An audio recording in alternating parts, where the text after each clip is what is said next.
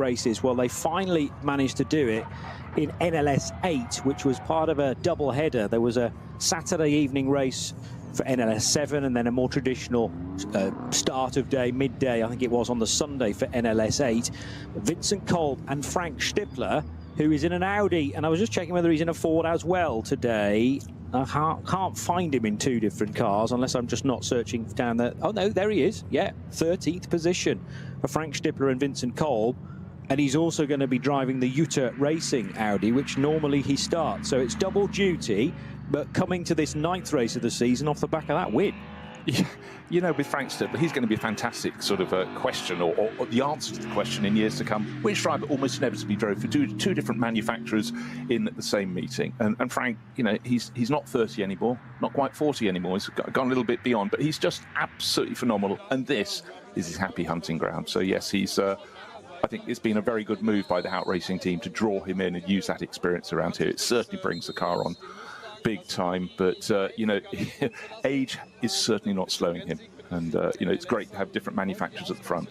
Well, that will be a Stippler time to have bagged 2nd position on the grid, and alongside the Christian Krognes, Matteo Villagomez and Anders Buchart Pro-Am car. So it's actually 2 Pro-Ams that are on the front row because of the driver combination job. Then the all-pro team of Emil Frey Racing with Max Verstappen and Chris Lullum in that car. And then behind that, you've got a Cup 2 Porsche. Now, Cup 2 is reserved for Porsche Cup cars, funnily enough, 911 GT3 Cup cars in their latest spec. And 917 was 4th fastest. So I would expect it to start in that position. Sometimes there's some reordering of the grid to put the GT3 cars all together in a group, but I'm pretty sure that the last NLS race I called, they just began the race in the order that they had qualified within that starting group. If there's overlaps between the 3 starting groups, that's where it becomes slightly more complicated, and they need to be sorted out before those grids are printed and therefore assembled. Again, if you're new to the 4-hour races here at the Nürburgring Nordschleife, it might be slightly unconventional to have 3 entirely separate grids, but we'll watch the first one head through the sequence at the Mercedes Arena, then down towards the cut through, that hairpin bend, which brings them back onto the Grand Prix circuit, having missed out a substantial part of the lower portion of the Grand Prix Strecke. But then 2 minutes later, there'll be another batch of cars working their way through the Antonius Bucher and into Tiergarten and across the line. So we'll have to have eyes everywhere, because the timing screen will tell us where the leaders are through the 5 individual timing splits. But there's always a fascinating battle in groups 2 and 3, for that matter, with quite a lot of BMW 240i's, I'm sure, entered further down the field. The Cup 3s tend to start at the front of Group 2. They are all Porsche Caymans, and there's a great deal of those that were qualifying earlier on as well. It's very easy to overlook really intense fights in these races, but we'll try our best to cover everything.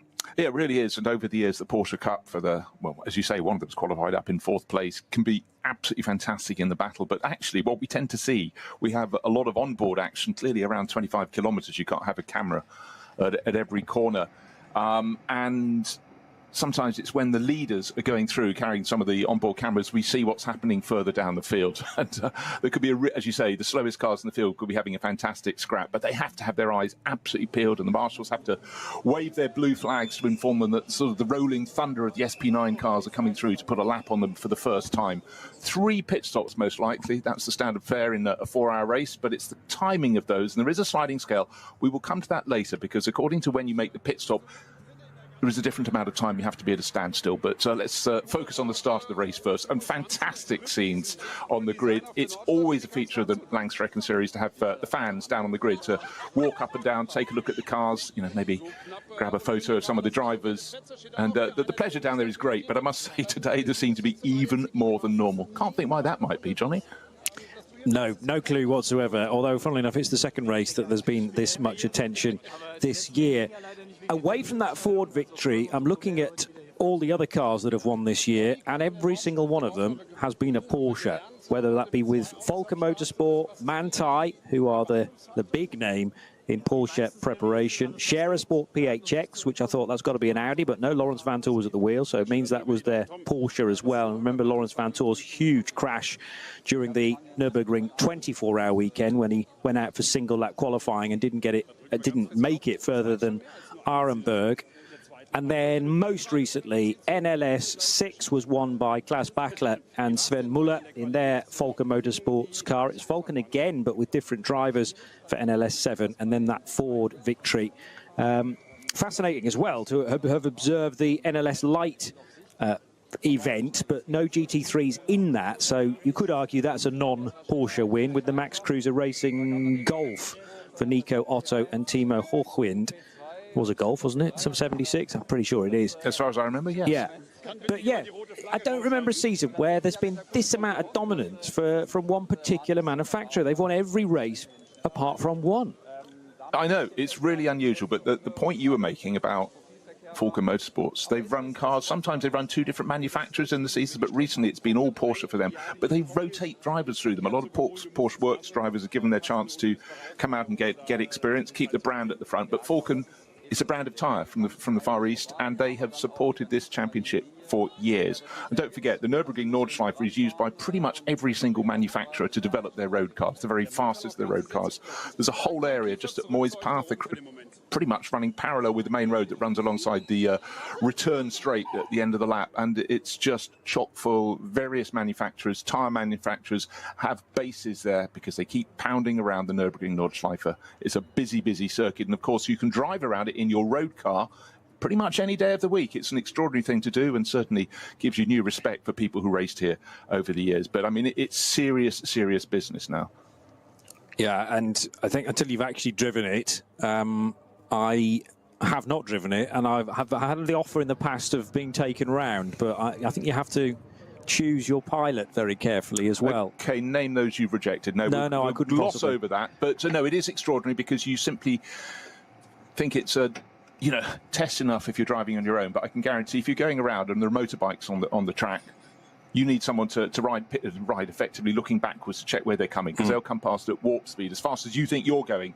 But it gives you just immense respect. And then you factor in you might be racing 2x2 around the Nordschleife at the start of a race like this. So that is why there is so much control over people getting the right license to come and compete here. You can't come and race in one of the top class cars. These are the SP9 category. That's for what we globally call GT3. You need to start in lower speed formula, not just to show that you're not going to crash on the circuit, but also you're going to behave and understand what happens when the faster cars come through and what you have to do when you come across the slower cars who have every much as right as you do to be in the field, but they might be driving something that's 40, 50 miles an hour slower down the main straight.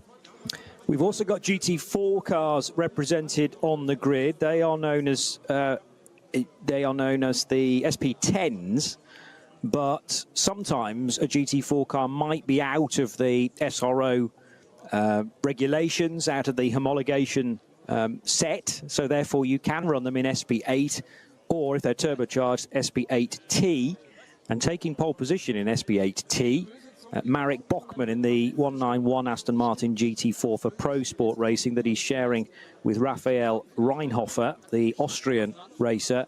So they're going to be having a fight from the off, I reckon, with the Toyo tyres with Ring Racing Toyota Supra for Giuliano Alesi and Miki Koyama, who have been very fast for a lot of the season. SP Pro, I think just the one car as normal within that individual category. Yes, it is. And SP Pro is again for GT3 type cars, but if they are running slightly again out of the normal regulation, then they can go there. That's a Porsche 911 GT3 Cup car, though, interestingly.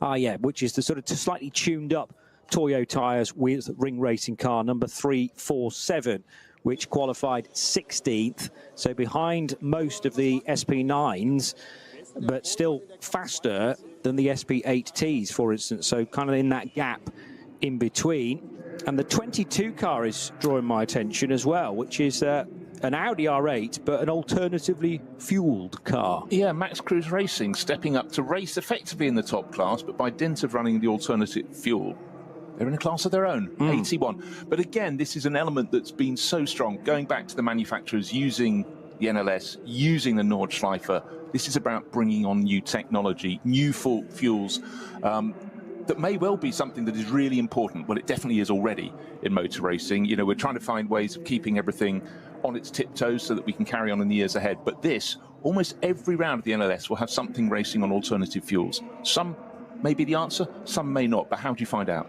You take them racing. Max Cruz, he's run cars for so many years in the TCR class, those silhouette touring cars around here. He's stepping up, safe pair of hands, and it's always intriguing. So do go online and see what you can find out about alternative